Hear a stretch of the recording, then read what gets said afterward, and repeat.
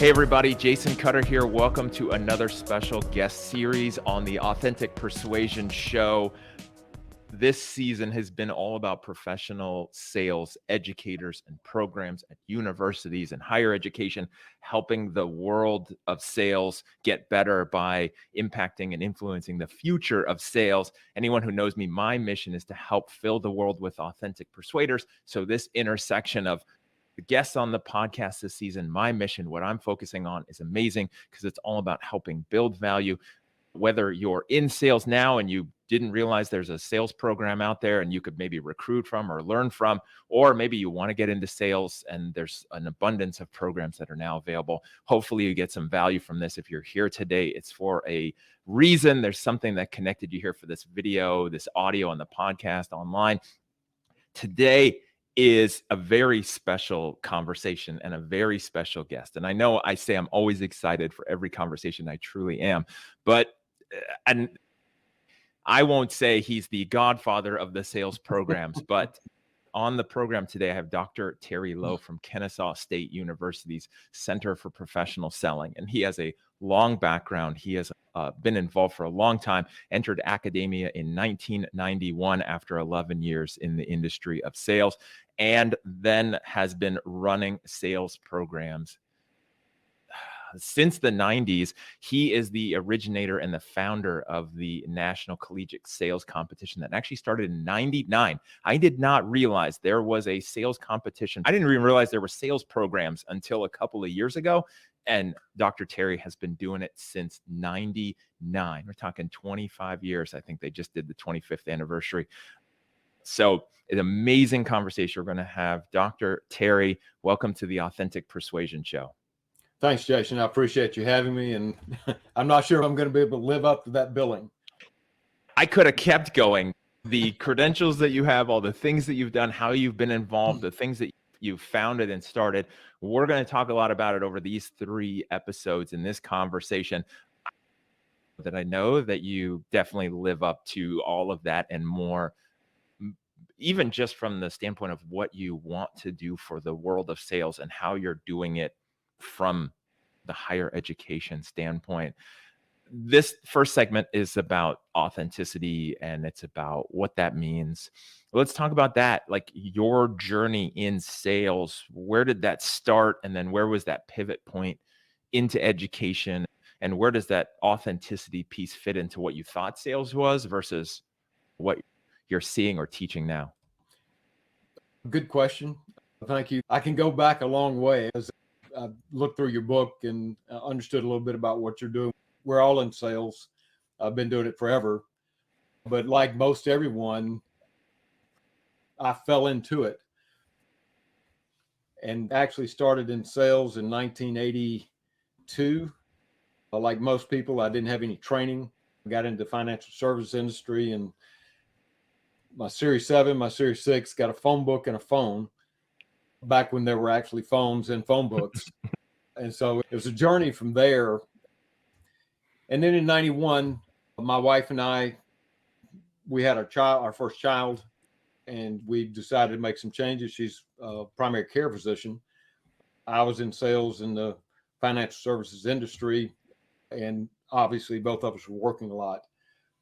I guess it's more divine intervention that we decided we were going to change our lives. So we did. I went back to school. My wife quit private practice, went to work at the health department in Memphis, Tennessee.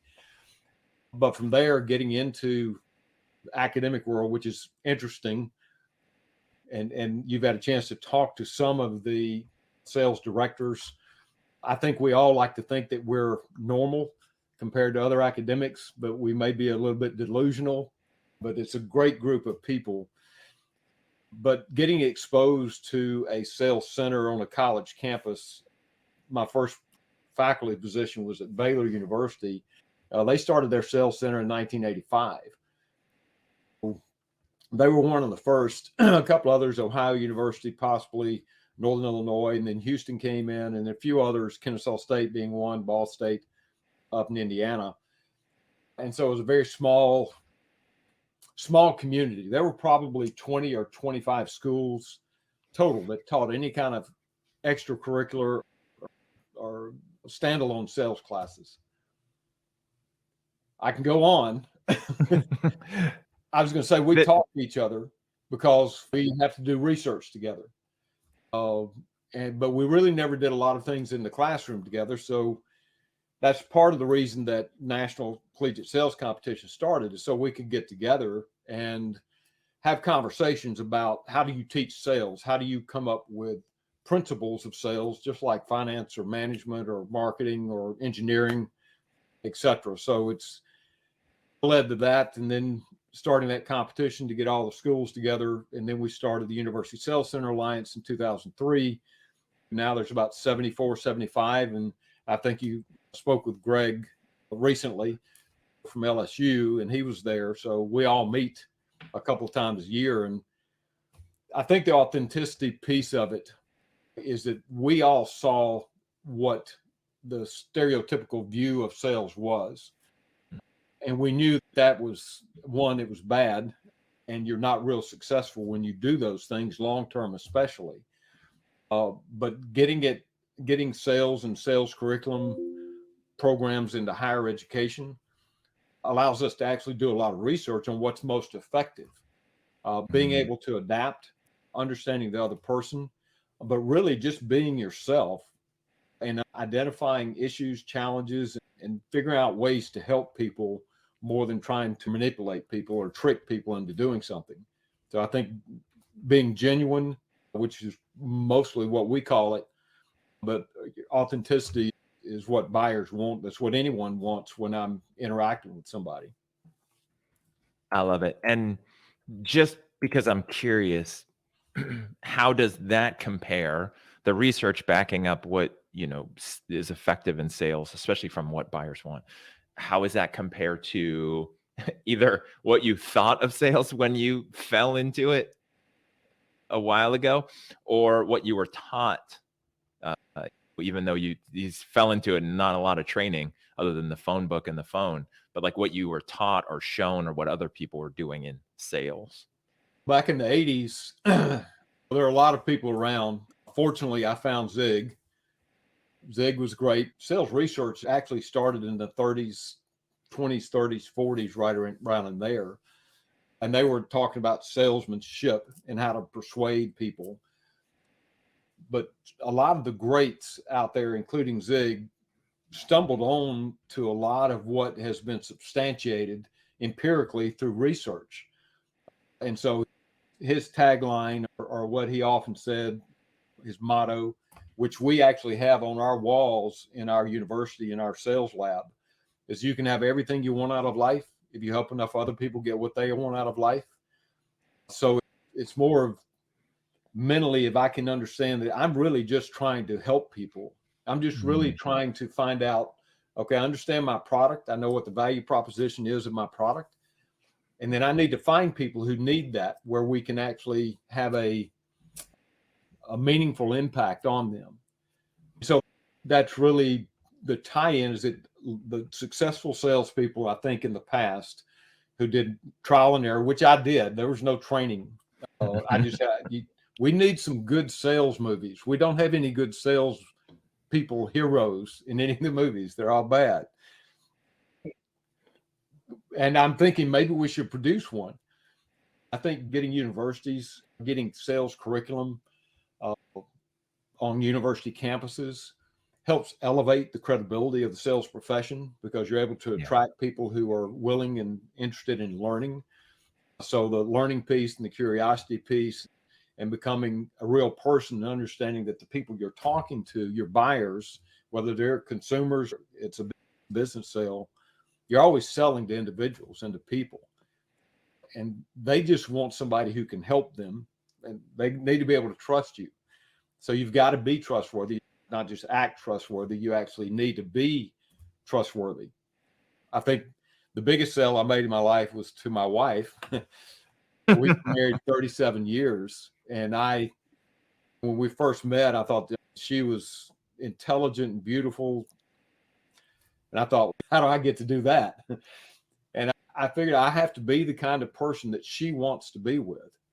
And so when I'm looking at industry and looking at these people who are struggling with different challenges with business growth, whether it's personal quality of life issues with individuals, but mostly businesses are trying to improve their sales or decrease costs or whatever their challenges are. They want somebody who's genuinely wanting to help them and not trick them. I want to be in a partnership with an individual for a long time. I think the authenticity pays off because they let their guard down and they begin to trust you. I think the takeaway is you need to become that kind of person. You need to become the kind of person that businesses want to do business with. And it's not an act. It's something that mentally you have to be in. I think your ideas have consequences. The way you think about what you do impacts how you do what you do. And I think everybody that you interact with, they then know that. You can act for a while, you can trick for a while, but eventually your personality is going to come out. And you're in a relationship with someone for years or whatever, they're going to figure out who you are. So being that kind of person and being the kind of person that people want to do business with is extremely important if you want to be effective. And I think that's an amazing point. And I appreciate the fact that you wrapped that all around too, where you said authenticity pays off, that you want to become the person and be the person that they want to work with, that they're going to trust, that they're going to get value from, but that it's also not an act. Makes me think of, you can fool some of the people some of the time, but not all of the people all the time. And the people who try to pretend to be that authentic person or pretend to be that salesperson and try to be what they think that other person wants, it's not going to work. It doesn't work in relationships, doesn't work in sales. That's why, like you said, everything in life is sales, because it's relationships and it's who you are. And the people who try to do it that old school way is just, it's usually transactional, and they're hoping that person doesn't, where to find them afterwards.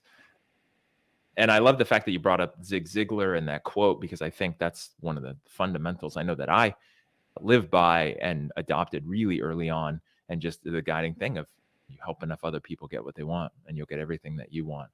And I think that's a really good mantra when in doubt for salespeople to follow. So when it comes to that, and obviously that range and what you're talking about with people now and the students and the programs and everything, where do you see that being adopted? How do you see teaching that to the future salespeople? What are they coming in and thinking or expecting or anticipating with a sales program? Kennesaw State is about 35 schools in the world that have a degree in professional selling. Most schools have an emphasis or certificate program, and basically what we teach are the same things. And so the good thing about the University Sales Center Alliance is we meet twice a year.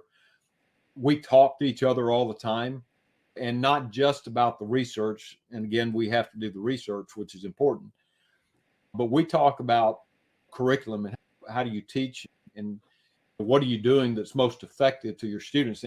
And without exception, and again, this is a small community we're in, I see people, and 95% of us have been in sales. So we have a heart for it. We have a passion for improving the sales profession.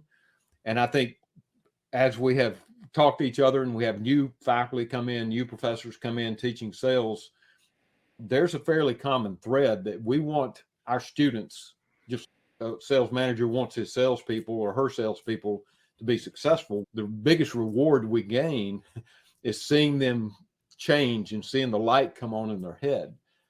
And I think a big part is it gets back to what I shared a minute ago, is your ideas have consequences. And there's an analogy of a lot of the philosophers from Socrates to Plato to Aristotle.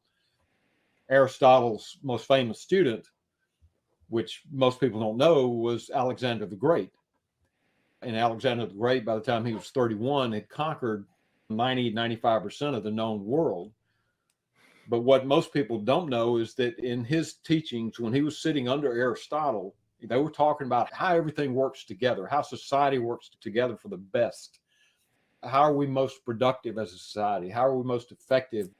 And as a society, how do we come together and working all the different combinations of culture and commerce and all those things, bring them together, and the best ideas from all over. So a big part of the reason Alexander the Great did that is because he wanted to bring all these ideas together to make a better society. Now, he liked the fame and the money, and he was ambitious as well, but that was because of the conversations he had, a big part with Aristotle and all the other students studying under Aristotle. So what he thought, what he believed, impacted his life. So as I am preparing and as I see these students come in and all the other faculty and professors around the country, we talk about this, is they have the stereotypical view. One of our big jobs is to break that stereotype and help them understand that's not what salespeople do. People who are trying to get money, that's what they do. But people who are true salespeople, professional salespeople, they're trying to make a meaningful difference in the lives of their customers. And the good thing is we all like money and we want to make money. We're not in this for free. So the more I help people, the more I get rewarded from that. But it's, again, I think it has to be genuine. There's a great college word for it that I tell my students. It's called enlightened egotism. Egotism is all about the self, but enlightened egotism, it means basically, I know that if I do these things, eventually I'm going to get rewarded for it. It's not karma. It's not quid pro quo, because I'll help some people, and all these universities help each other. And I work with probably 75 or 80 companies each year. I'm trying to figure out where I can provide value to them, not just so I can raise money from them, and I have to raise close to $1 million a year with the different programs I do. But I'm looking at these companies in specifically and saying, okay, can we help this company? And we go through a process. We go through a sales process, and my students are involved with that. And so they have to go out and they might have to make sales calls. They have to develop leads. And what we're trying to help them understand is they're not trying to call people just to trick them and get money from them. We're calling them to really try to find the companies that need good salespeople, which basically is every company out there, who need a number of salespeople from all over the country. And so if we can start getting them to engage like that, and from the very beginning to understand that the way I think about what I do is going to impact how I do what I do. And a lot of the younger generation now, with all the social programs that are going on, and we're trying to get away from making money, that's the only thing. They talk about culture, and they want culture. The young people coming out, Gen Z and millenniums, even millennials, and some of this new generation, they want to make a difference. Part of that is because the Maslow hierarchy of needs in our country, most people aren't struggling. We do have poverty still, but most people aren't struggling to figure out where they're going to eat and where they're going to live. They are trying to self-actualize. And I think these young people coming out, they don't worry that much about money and making it. They want to make a lot of money, but they want to make a difference. And so we positioned us that way to help them understand that is the way you make a difference. So again, as we talk about the different universities that do this, we're all on the same page. And we've tried, I think, to come together with a principles of sales that these are the processes that you use, and this is the attitude that you have if you want to be successful. So one of the big things, and this is where I resisted the thought of a sales class and or degreed program when I first heard about it several years ago, is that no matter what, you boil sales down, it's an art and a science. It's not like math. It's not chemistry. There's not like either this or that. It's very fluid because you're dealing with humans, and humans are messy and unpredictable. When we're talking about this section here, especially the authenticity, which is probably more of the art than the science will be the process we can talk about in the next episode. But how do you teach that? How do you help encourage that? Again, I hear what you're saying about people wanting to make a difference, which I think is amazing. And that's the bridge to getting people to breaking the cycle of self-centered sales. just for purely manipulation purposes for their own gain. But like, how do you teach that? How do you inspire that? How do you help that art side of the person? At the end of the semester, like all professors, teachers, lecturers, 2-3 weeks before the end of the semester, I used to get very popular with students who wanted to persuade me that they needed to have a better grade. So a student would come in and say, Dr. Lowe, I want to talk to you about class, and you're the greatest professor I've ever had. I learned more in your class than anything else. I don't test well, but it's a great class and you're just great, and I need a better grade. And I remember I was at Baylor. It was the second year I was there in 1997, I think. Young person knocks on my door. It's about a week before the end of the semester. He knocks on the door and says, oh, I want to talk to you about class. And I said, okay. So come in, sit down. He sits down and he said, I hated your class. I said, okay, that's a different approach. I'm not sure you're going to persuade me that way, but I do want honesty. He said, I'm a finance major. He said, in finance, we have these formulas. And if you put in the right numbers, put in these numbers and you use the formula, you get the exact right answer every time with no deviation. And I said, you're exactly right about that. So sales is a soft science. Math, finance, physics, they're all hard sciences. So we understand the laws of nature and the laws of gravity. And if you do things, that happens. But in the soft sciences and the social sciences, you're dealing with the human mind. And there's so many variables and intervening variables that are going to impact how those things come out.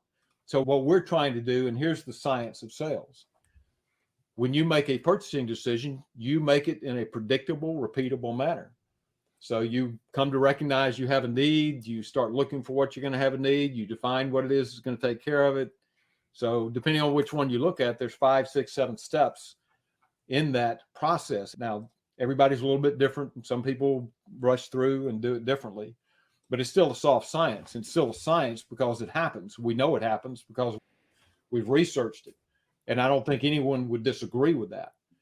So as a salesperson, I have to make you comfortable, but my job is to help you get through your decision process.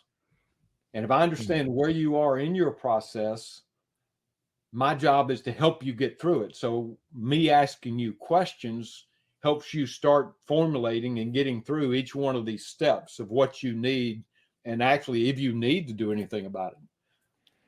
And it's got to be important enough, and there's got to be pain points in there, but we're asking questions to help them come to an informed position to make a decision versus trying to tell them what they need and tell them that you need to get this because I have it at a cheap price. But if they go through that process, they feel much more comfortable because you haven't forced them to skip steps in their decision process. So they should be much more comfortable with the process and hopefully more comfortable and trusting of me to be able to open up to me. I'm still going to have to ask them to do something. And most people still don't like to change. But if I've helped you through that, gotten you through your gates of your decision process, and I've presented a solution and I've presented value to you that's going to help you in a substantial way, then closing is easy. I just asked you to do it. So there's no tricks involved. So the art side, the soft skills are really communication skills, emotional intelligence, which we teach, and we've got them in our textbooks now. That's more touchy-feely, but being more aware of who you are, which I think you talk about in your book, just being self-aware and being aware of how you impact others and how others impact you and your emotions, whether what you say makes me angry, makes me happy, gets me inspired. Then the more I understand about that, the more I can actually improve the connections between my neocortex and the portion of my brain that deals with emotions. You have to use creativity. And I'll actually have a slide or a present visual that I use that has the art and the science beside it next to each other. And the science, because we know, like golf, there's physics to hitting the ball. But when I get in certain situations, I got to use some creativity to figure out how do I apply the physics to make this happen. And so the salespeople are most successful, according to all the research. There's been a number of meta-analysis out there, are the ones who are most adaptable. I need to understand the process, but I need to be able to adapt in the situation and recognize what's going on. I love it. And that golf reference and analogy is fascinating. And I have a bunch of questions I want to ask you in the second portion in our conversation about persuasion and the sales process and this art and science leading into that. And I love what you said about this part and where the art comes in and the emotional intelligence and the confidence and the skills and the soft side, which again is tough for purely analytical people or people who want like a clear roadmap. It's like, that's not how it works because again, it's humans. You can't predict it.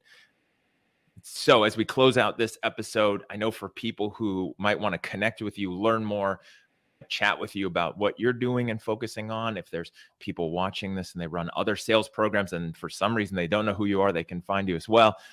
They can connect with you on LinkedIn. So Terry Lowe, Loe. Also Kennesaw State University's website. The link will be in the show notes. They can obviously Google it and find the Professional Sales Institute at Kennesaw. And like I said, the link will be in the show notes. Terry, thank you for being on here, for sharing this piece about authenticity. I can't wait for the next 2 segments as well. Thank you. I'm looking forward to it as well. And for everyone tuning in, once again, thank you for being here, being a part of this journey to help change the world of sales from something that people default to thinking that is gross and a dirty word, and they don't want to be in sales or they don't want to interact with a salesperson, to the kind of thing that Terry is on the front of and has been focusing on for quite some time and shifting the way that sales is done so that it is a profession, it is something that's valuable, and people actually look forward to working with a salesperson because they know that they're going to get some value and it's going to help them in the long run. And make sure to stay tuned, catch part 2 and part 3. And until then, thank you for helping fill the world with authentic persuaders.